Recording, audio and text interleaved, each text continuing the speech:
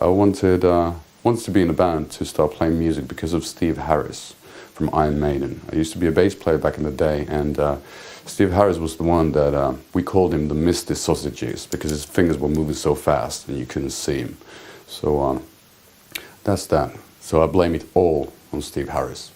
We are definitely a band with special needs, but I'm not quite sure whether the band is very, very special. I think the slight speciality about this particular group is the fact that we are not claiming that we are reinventing the wheel when it comes to music. We owe our gratitude and all our tricks to our masters: Sabbath, Typo, Paradise Lost, Anathema, My Dying Bride, Cathedral, Electric Wizard, all those sorts of bands. You know, they're the ones who made us want to play music, and that's, I guess, what makes us special. We're fans. I always thought that it's cowardly to have a plan B, but thank God in my family we do have a slightly interesting and left of the center thing going on. My dad does own a sex shop in Helsinki, so I'm quite sure I would be selling vibrators if the band had not worked out.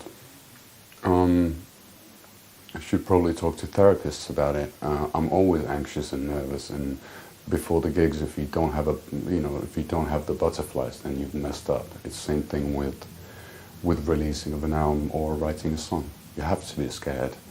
You know, fear is your friend. Making it back from tour, yeah. Well, I think that after a few weeks of touring, you kind of wish that you would just peacefully die in your sleep in the bunk of a bus because you can't take another day. But so far it hasn't happened, even though, you know, it has been in my prayers for many, many a year.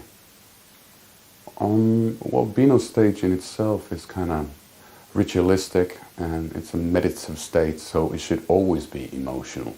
Let's say I haven't shed proper tears, besides maybe that one gig when Miguel, our dear bass player, messed up royally his little tiny bass solo that lasts for about 10 seconds, as long as he can manage it in bed. I've heard. No personal experience there. And those were tears of joy and laughter. My 15-year-old self would have probably hated what he's seeing, because when I was 15 I hated old people.